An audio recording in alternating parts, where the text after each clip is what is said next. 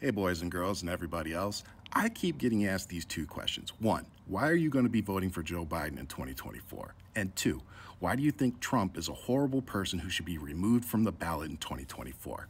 So let's get into it. When you saw Trump pay $25 million on a settlement for running a fraudulent university, you thought, no big deal. When you found out that Trump's normal business practices is to screw over his workers and creditors, who cares? When you heard him say that he could grab women and assault them because he's famous, you thought, it's just locker room talk.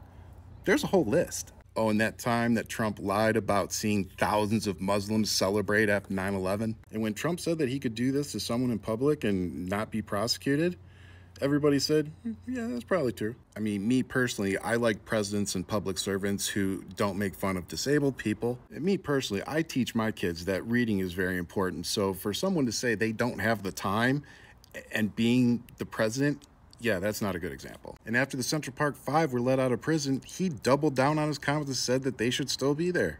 I like presidents who don't tell their supporters to go beat people up and then claim that they'll pay their legal fees. Or people who call for folks who don't agree with them to have their coats taken. How Christian. You know, in watching somebody running for president unable to condemn Nazis, yeah. I also think we need a president who's able to have a conversation with, world leaders without insulting them and saying bad things about their country and basically pissing off everybody that lives there. Watching him remove all expertise and federal protections from multiple layers of government just goes to show how ill-prepared he was and how corrupt. And then there's this, where President Trump was overcharging us, the taxpayers, with Secret Service and all sorts of stuff when they're staying at his properties, on top of never divesting from any of his businesses while he was president. And people just didn't care. I also like a president who doesn't think that a water between two land masses can prevent aid. I personally tend to vote for people who don't side with authoritarian rulers and dictators, but that's just me.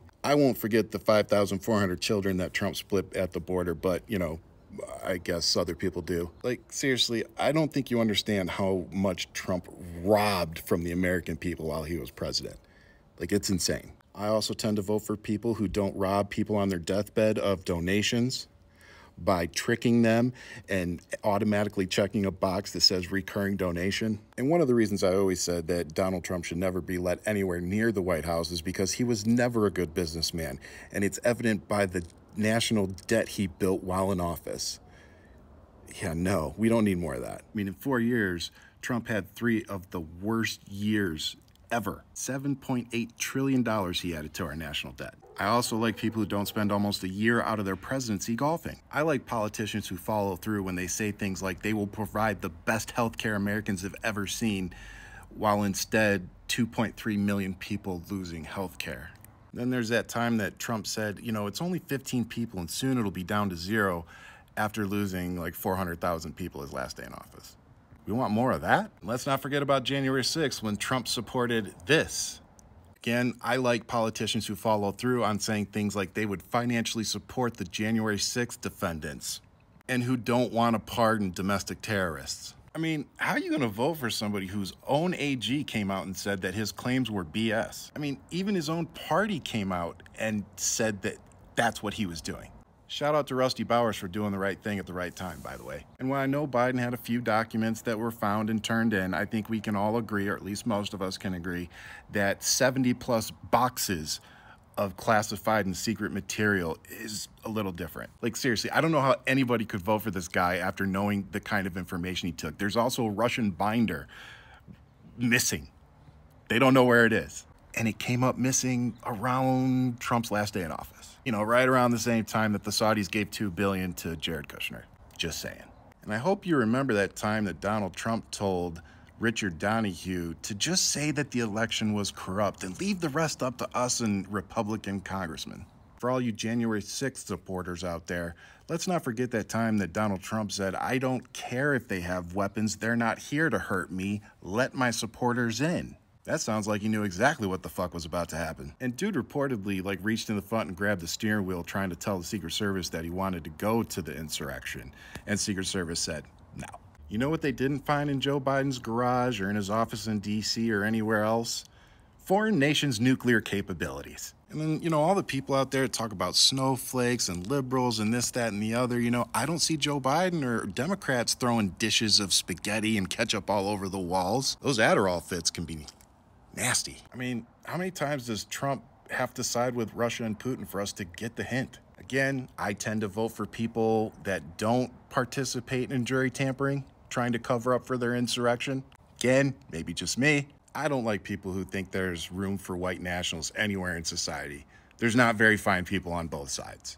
And is it really any surprise that we have the issues we do in the police force when you have the President of the United States telling them to go ahead and rough people up? Don't worry about it. I mean, he did tell them to fight like hell, and they did. I'll never forget all Trump supporters yelling about lock Hillary Clinton up after she was the one that would actually sit and testify for 11 hours in front of Congress, under oath. And I'll never forgive the FBI for reopening that investigation days before the election, only to come out like 2 days before the election and say, oh, it was nothing, don't worry about it. The damage had already been done.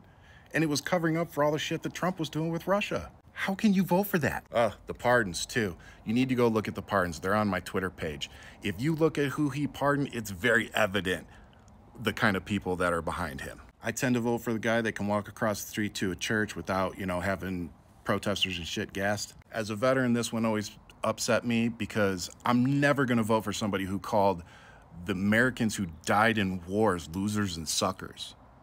Like, are you Mr. Bone Spurs, Mr.